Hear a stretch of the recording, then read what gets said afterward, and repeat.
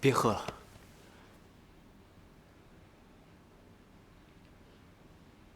凭什么管我呀？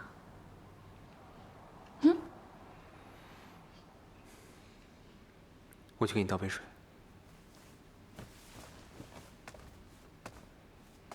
给我站住！王百川，我让你给我站住！你就是个懦夫。 你觉不觉得你就是个懦夫啊？是谁说要背着我走一辈子的？是谁说的不管发生什么事情，都不会放开我？是谁说会努力赚钱，要给我一个家，要让我过得比所有人都幸福？你不就是做生意被人骗了吗？上当了吗？不就是骗了钱吗？不就是公司开不下去了吗？钱没了可以再挣，公司没了怎么样嘛？你至于颓废成这个样子吗？你没本事也就算了，你还怀疑我，怀疑你自己。你说你不是个懦夫，你是什么？哎，扭过来。 你看着我，我让你看着我。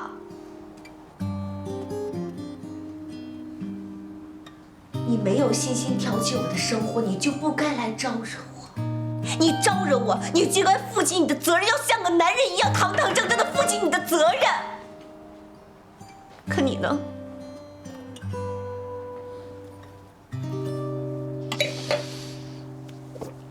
你太小看我了。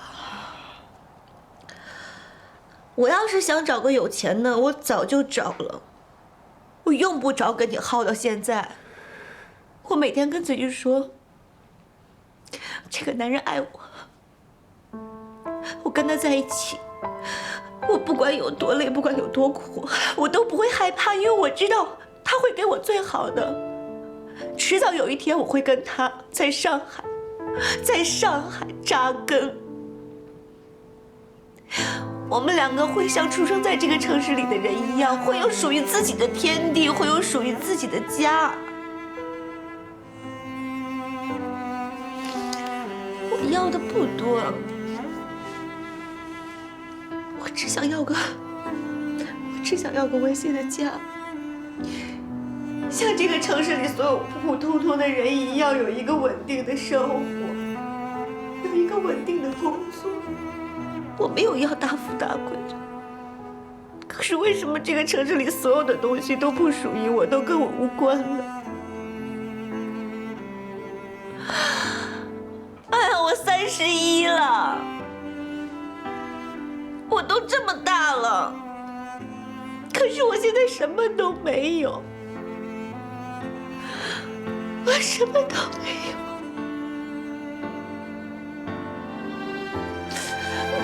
我什么都没有。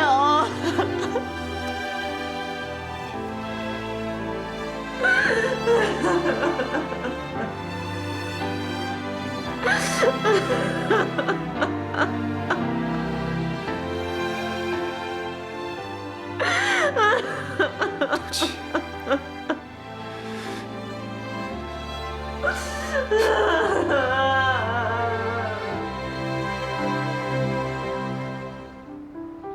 安迪，对不起，我真的不是故意要骗你。可我只有这么一个机会，如果我不瞒着你的话，很有可能就被我爸看出破绽。我一定要打败他。因为你痛苦，所以你就一定要打败他。对，我是很痛苦，我总得做点什么吧。我一定要把公司拿回来。我恨他。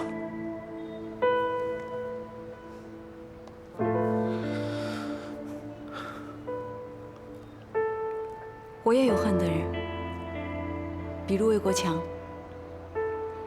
但是我不能因为恨他，纵容自己做和他一样的事情。我之前之所以不让你那么做，就是很害怕你会变成像你爸一样。不，我绝对不可能变成他那样的人。我发誓，我绝对不可能变成他那样的人。安迪啊，你瞧瞧我这一家子，支离破碎，亲朋好友唯利是图。我爸呢，同样也恨我，恨不得立即把我扫地出门。我妈现在躺在病床上，什么时候能醒过来，我真的不知道。安迪，你相信我，我不会再骗你了。我现在什么都没有了。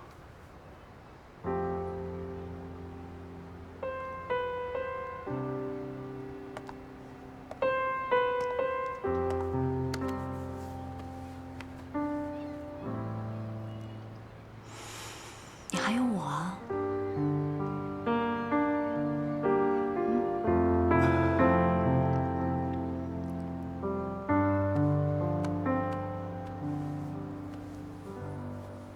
我把这些天的医药费单据都统计出来了，除了看护是收据，除此以外都是有发票的。你看一下，要是没问题的话，就在每张单据底下签个字，啊。关关，原来你平时上班是这样的，真威风。我看看，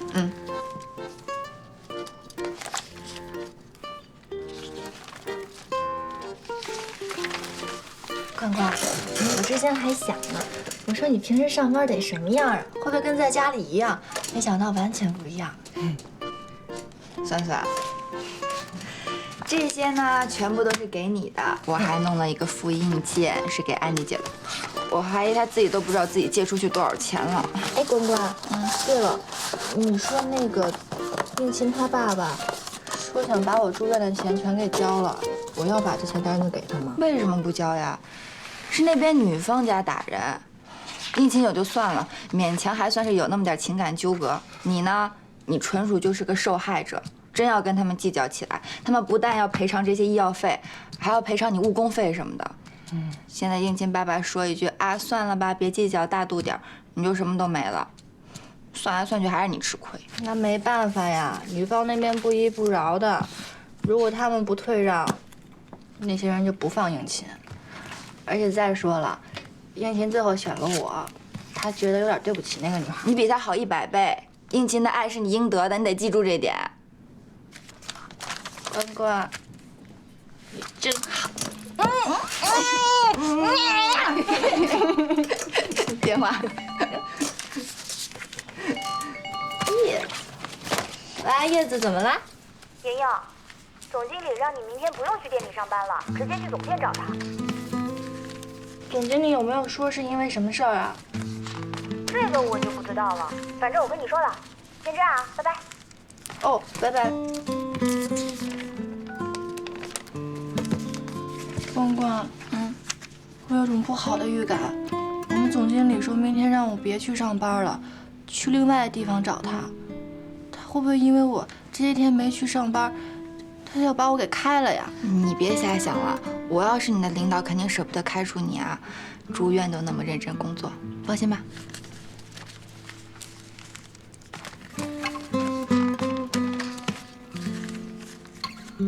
你把资料发我邮箱，我看一眼。好，拜拜。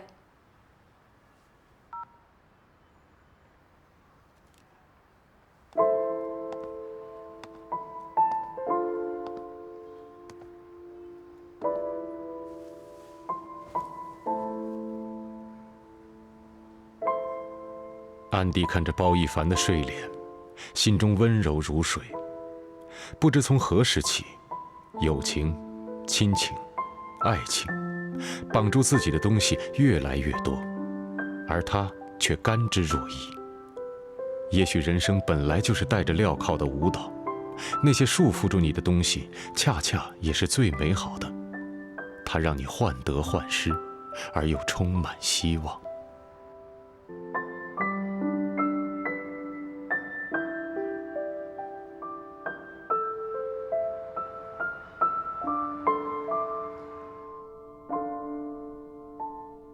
我爸妈周5中午就到了，饭店我都找好了。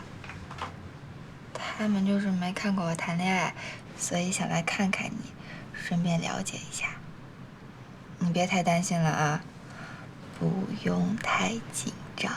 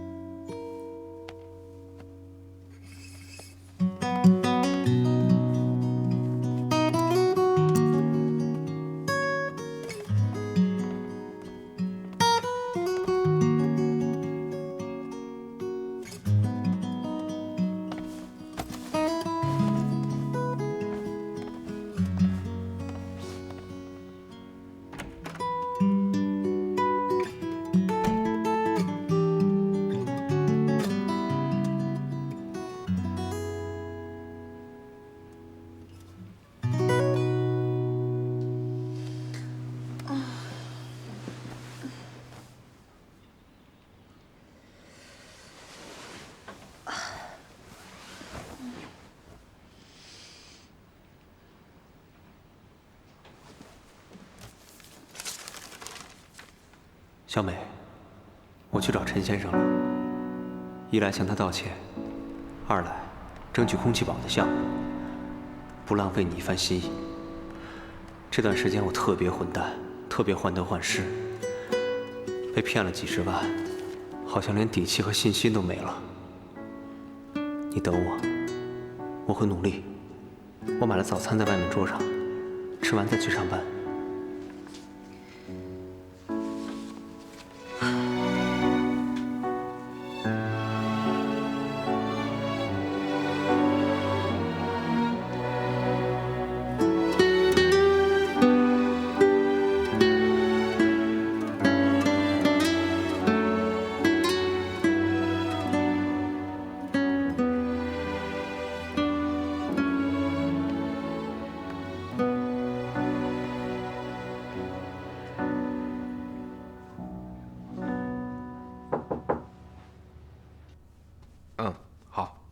行，我知道了，先不说了啊，挂了，拜拜。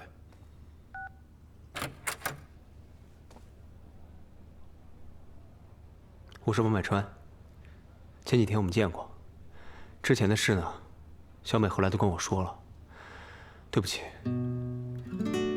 我不应该误会你们，更不应该动手。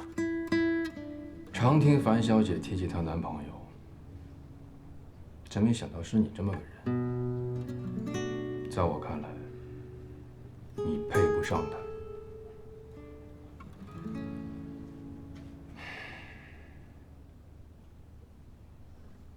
看在樊小姐的面子上，我接受你道歉了。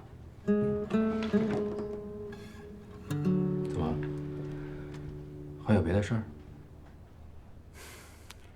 我这次来不光是为了道歉，也是为了空气宝的事。你给我10分钟时间。我有办法解决这件事。亲爱的，可能最近会比较忙，应该是没有时间到上海来看你。你不是想改革包市吗？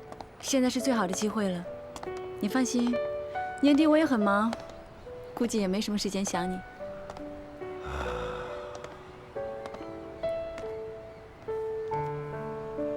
马上就要分开了。连句哄我的话都不知道说，很受打击。乖乖工作。下周末我去陪我弟弟，再下周末来看你。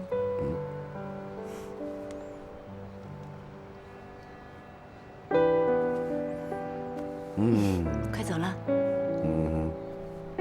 得了。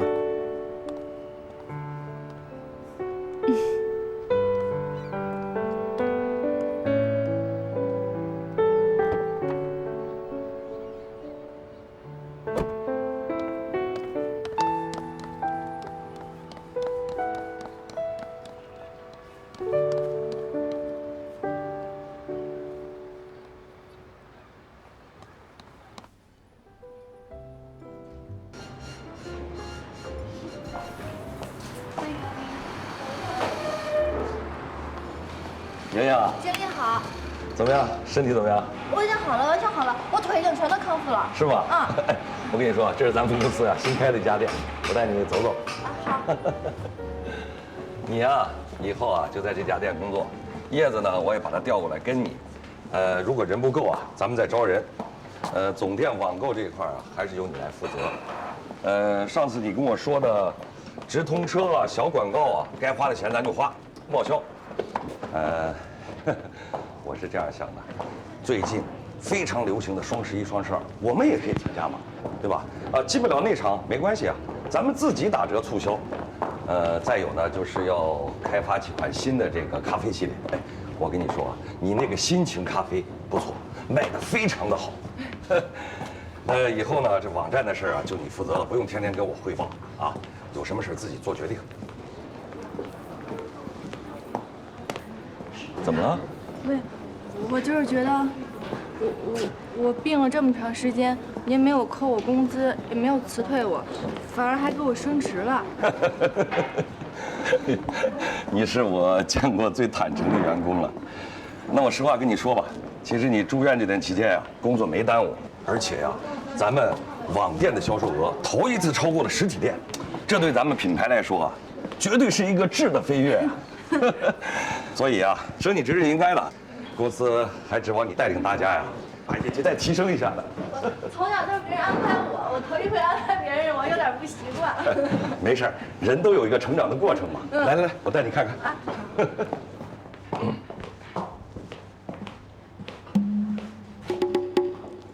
怎么样？从今以后啊，这就是你的办公室。这以后是我的办公室了。是啊，莹莹，加油！我可看好你啊，把自己的能动性都发挥出来，让咱们网购的生意再上一层楼。谢谢经理，会努力工作的。那就开始工作。好。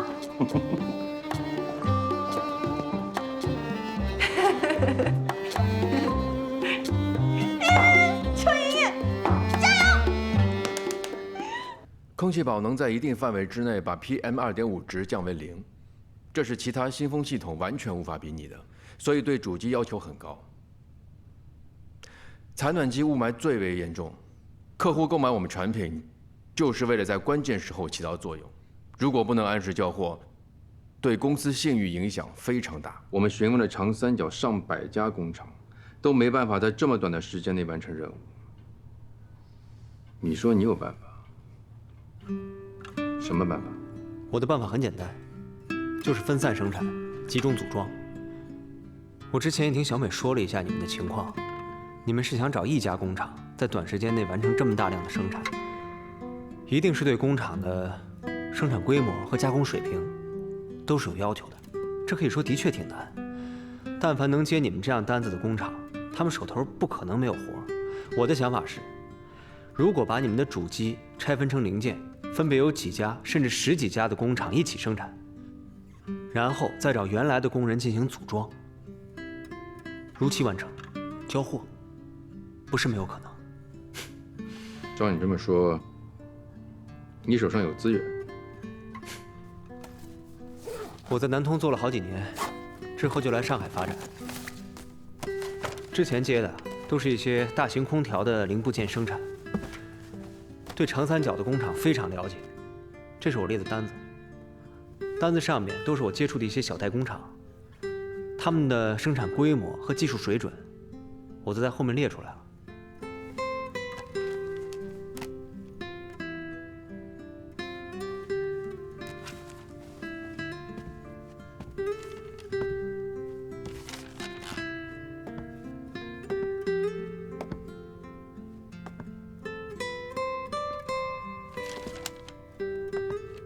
可行是可行，不过这么多家工厂，你怎么来保证他们的生产质量达标呢？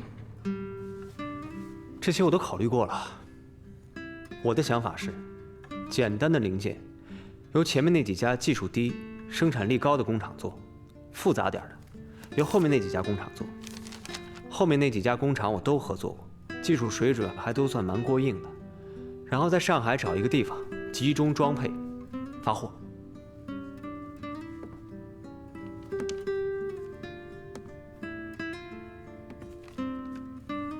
这样也好。我们原来的工厂地处偏远，在物流上还会耽误几天时间。如果全部在上海发货的话，还能节省时间。但如果真的确定这么做，必须有一个人全程盯着。你一个人盯得过来这么多家工厂吗？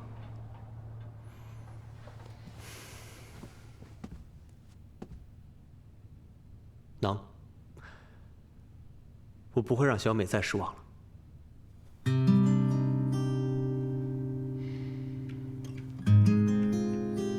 好，我马上和合伙人商量，你也立马联系工厂，一定要确定，马上开工。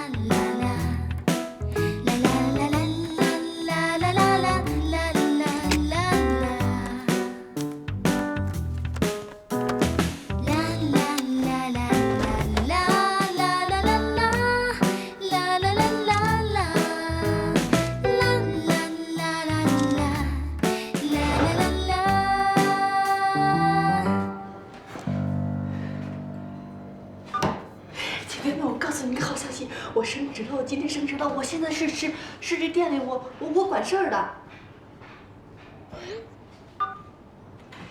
我今天晚上邀请你们来我的咖啡店做客，我咖啡店现在就我一个人。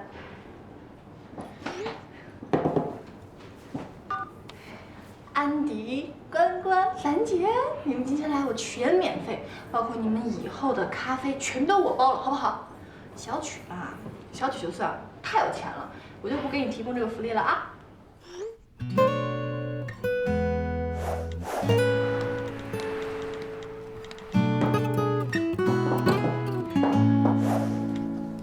不包我的咖啡，我就不过去。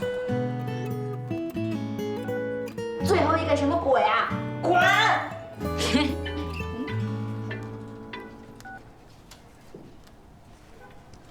皇后娘娘请安哦。皇后娘娘，您有什么事情要吩咐哦？哎呀，你就别捣乱了。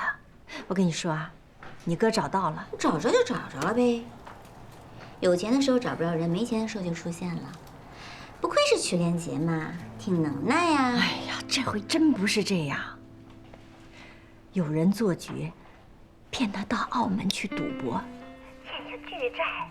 就刚刚担保人啊，拿着欠条上门，让你爸带着钱到澳门去领人呐！你说什么？我马上回来。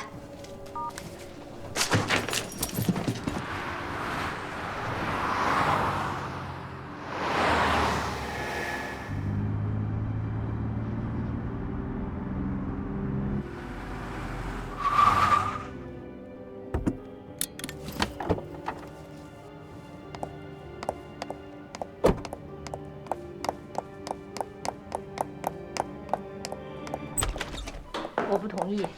我们家是有钱，可钱都投在公司里，我们哪来那么多的现金帮他还债呀？阿芳，我知道你很生气，是，廉洁赌钱是不对，可他毕竟是我的儿子，我能不着急不上火吗？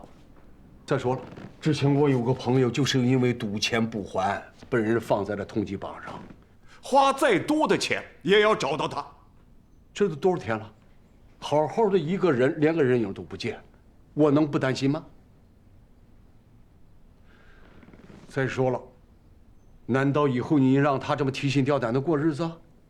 你看看担保人带来的资料上，不光有连杰，还有他的前妻、女儿，通通都在上面。难道你让他们也生活在危险之中啊？你还讲不讲理啊？是我让他们生活在危险当中，还是你儿子？公司不是我一个人的，为了拿地建楼，我们当初垫进去多少钱，你不是不知道。现在手上的几个工程全都等着现金周转，银行还有那么多的贷款要还，替他还钱，钱从哪儿来呀？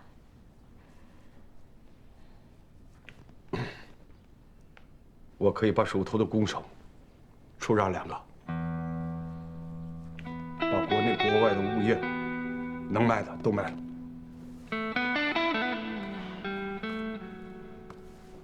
哎，你做这个决定，你通过我没有啊？哎，公司的项目你说出让就出让，你问过董事会没有啊？老曲，当初你离婚的时候，你可是一文没带出的门儿。这么多年，我们挣下了这份家产容易吗？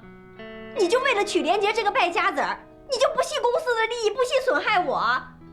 你就不想想，有多少个亿经得起这么糟蹋？等等，徐连杰到底欠了多少钱啊1个亿。像人家那种家在上海的还好，像我们这些外来谋生的呀，一天到晚的忙成狗，工资全都贡献给房东了。哎，也真是不容易。哎，投胎技术差，没办法。都说人生是长跑，可是这有的人生在了起跑线，有的人生在了终点线，根本就没法比。可不就是？不过话说回来，在家纵有千般好呀，却有一点不好，那就是不自由。你看我们现在活得多随性啊！想干嘛就干嘛，有逛不完的店。要不是买房子太困难，不得已找个男人搭伙呀，我都想打一辈子光棍了。打光棍多辛苦啊！这可不辛苦，结婚才辛苦呢。你看你婚前你得各种打扮，满足男人的虚荣心吧；你婚后吧，你还得照顾老人，你还得带孩子。那你说句不好听的，男人要有情义还好，要是没有情义的呀，把你榨干了之后就把你一脚给踹了，哎，压根儿都不管你死活。有男人也没用。自己那些糟心事儿还是得自己扛着自己消受，与其指望他们，还不如指望自己嘞。就是，咱们也算有资历的了，也有米有粮。现在这个社会又不需要胸口碎大石的力气活，还有什么我们对付不了的呀？下班一起逛街啊，樊姐。哎，别，小凡现在有男朋友，得男朋友优先。特不是因为他，我最近有点累，想回去早点睡。下次吧。我喜欢跟你逛街。好吧。莹莹，你这办公室可真棒。哎，还真别说，现在看你还真挺像模像样的，感觉特别难想象。我感觉你前几天还是那种只知道速溶咖啡，结果现在你突然就变成咖啡店的店长了。嗨，谁都有成长。就像那谁说吧，说我们对待工作要像对待谈恋爱一样投入，因为我们的男朋友不知道什么时候就会抛弃我们，可工作不会，只要我们努力了，就会有好的回报的。也是，哎，你说人为什么一定要上赶着结婚谈恋爱啊？一个人不是挺好的吗？轻轻松松的，想吃吃，想喝喝，想干什么干什么，有一大把的时间跟朋友在一起，不用下了班就赶去约会。哎，你说有这个时间，你在单位多拍拍领导的马屁，说不定也有升迁的机会啊。图什么呀？爱在现实面前就是不堪一击。成年人整天把爱挂在嘴上，那就是个幌子，就是个遮羞布，绝对是轻飘飘的，你知道吗？你知道成年人最可悲的是什么呀？就是永远觉得自己有爱，会被爱，这其实就是欺骗自己、欺骗别人。关关，爱是需要条件的，物质条件知道吗？别觉得我庸俗啊，这可是一个过来人的切身体会。你没有物质条件，就没有资格谈爱。你们什么时候说想着开始谈恋爱的呀？我记得我好像是看周围人都开始谈恋爱了，想谈恋爱就蠢蠢欲动。我好像也是，我好像是突然开窍了，大2的时候。我怎么没有确切的开窍时间呢？但是我从小学就可以成熟应对那些纸条什么的了。天哪，这人和人待遇也差太多了吧？我这从小到大我都不知道纸条长什么样，而且我们班有人谈恋爱，我都是毕业之后听别人说我才知道。今天我是找到答案喽。哈，就是那些年我们追的女孩，像咱俩这种，完了就闲置了，谁让她是美女呢？哎，我跟你们说个事特别搞笑。那个时候我们班有个女孩跟我特别像，然后我俩有一天不知道抽什么风了，就说要找一个男孩多的地方，我俩去测试一下。那个时候我们学校门口有一个咖啡店，那儿的男孩特别多，然后我俩就化上妆，选了一条觉得特别漂亮的裙子，还在小卖部买了一包烟。你为什么？那是我第一次抽烟，也是我最后一次抽烟。然后我俩不是都拾掇完了吗？然后我就觉得天哪，简直自己魅力四射，就在那儿待了一晚上，结果愣是没有一个男孩过来搭讪。后来我现在想吧，你说我们俩小生瓜蛋子就在那儿装老成，肯定别人一看就能看出来。这跟生瓜蛋子没有关系。哎，主要是你说你一看就是个好姑娘，那男生就怕被你拒绝没面子呀。最好的办法就是找能够跟他们认识的男孩一块儿去，那么大家伙互相介绍一下，哈拉一下，不就认识了？不是这样的，如果是美女呢，比如说像你这样的，或者说是像那个安迪姐、小曲那样的，那结果肯定不一样，男孩肯定勇往直前就过来了，那样当然更容易些了。后来呢，还有什么尝试啊？后来什么呀？我失败一次，我都打击的就不行了。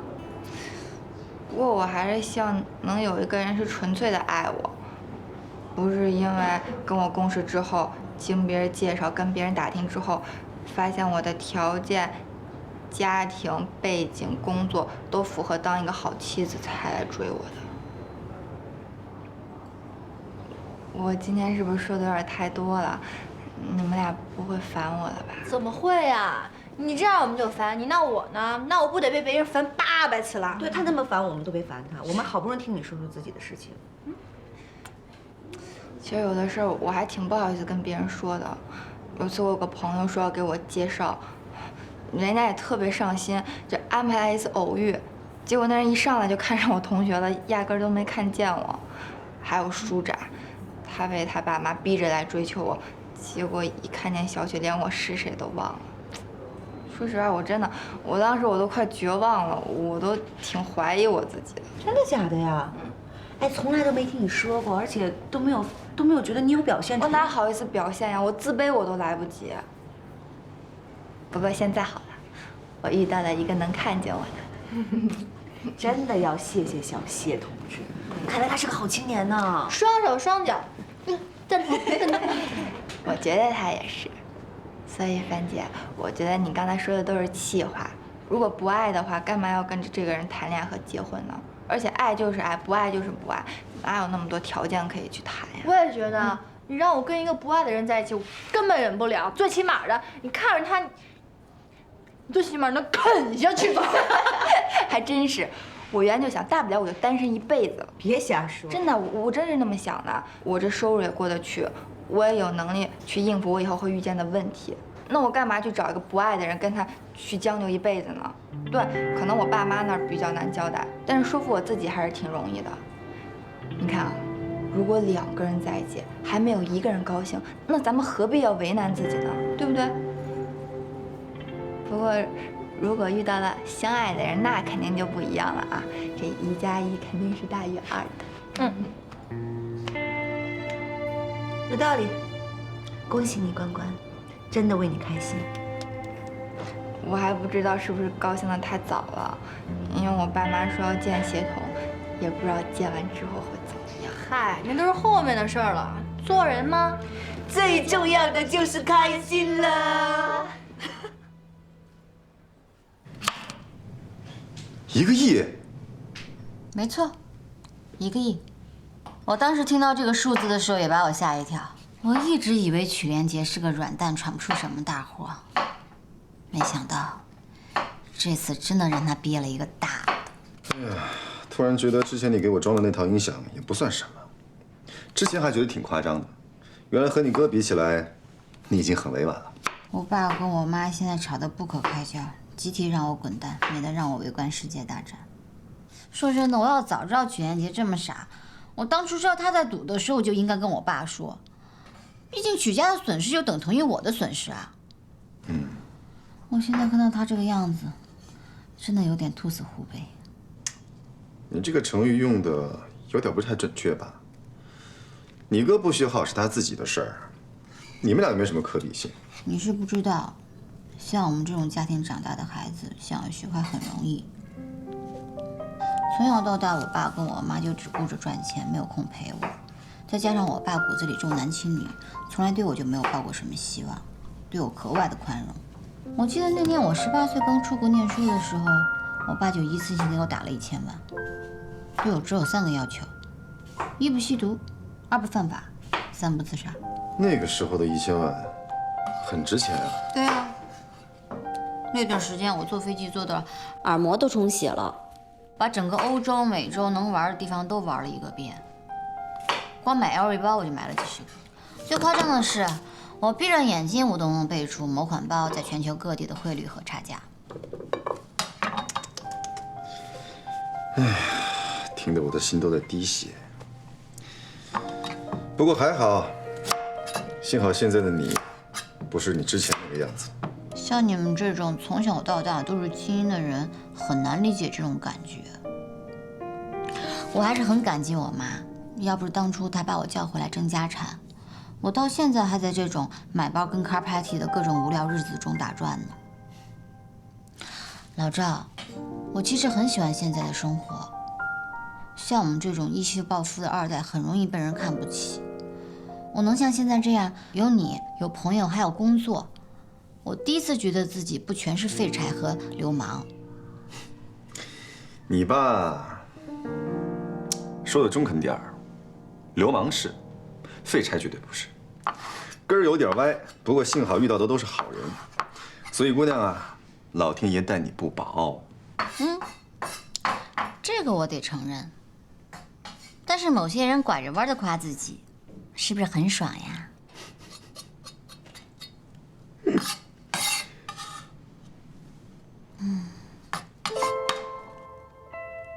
关雎尔的话，在樊胜美心中激起了阵阵涟漪。他的收入比关雎尔更过得去，他的能力更强，足够解决自己的问题。可即便有余钱在手，他依旧精打细算地过着日子，按部就班地谈着恋爱，从没想过自己可以独自面对这个世界。是啊，有什么可怕的呢？一个人的未知，难道还能可怕过他曾经经历的一切？还是说，在内心深处，他其实还不如2个小女孩来得勇敢，来得独立？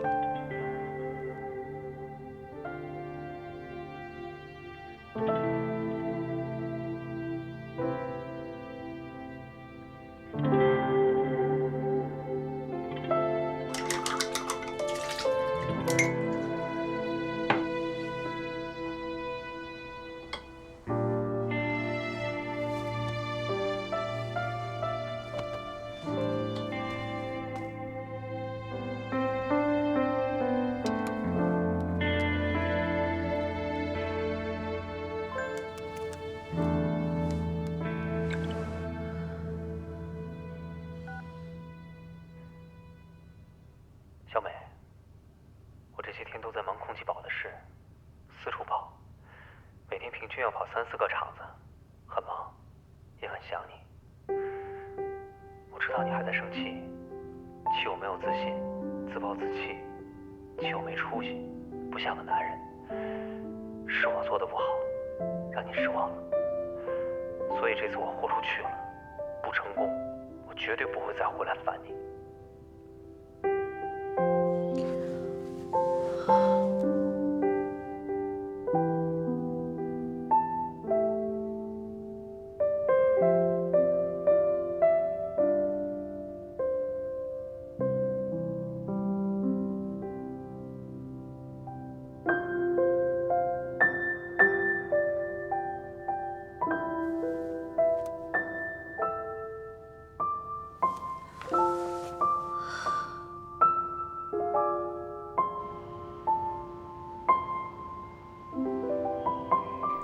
说正题。